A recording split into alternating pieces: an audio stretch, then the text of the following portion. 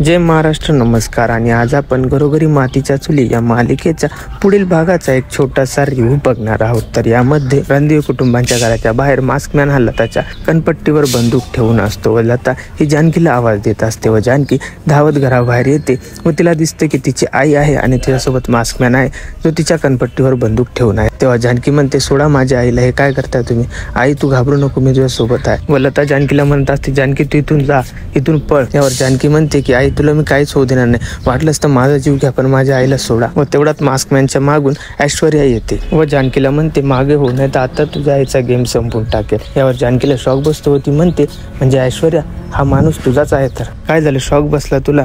आणि तुला असे शॉक देण्यासाठी मी प्रत्येक जागी माझी माणसं ठेवलेले आहे आणि आता हा डाव संपला ना का तुझ्या आईला मी कायमचं संपवेल. व जोरात संपवरे त्या म्हातारीला असं म्हणते व जोरात बंदुकीचा आवाज येतो. तर प्रेक्षकांनो, तुम्हाला वाटत असे की आता लताचा डाव इथे संपलेला आहे, पण असं काही झालेलं नसतं. हे जानकीचं स्वप्न असतं. ती जोरात आई असं म्हणून स्वप्नातून जागी होते व त्यानंतर आपल्याला बघायला मिळतं दुसऱ्या दिवशी सौमित्रा खूपच टेन्शनमध्ये असते की काही झालं तरी आता हे लग्न होऊन राहिलं, आपला डाव आपल्यावरच बसला.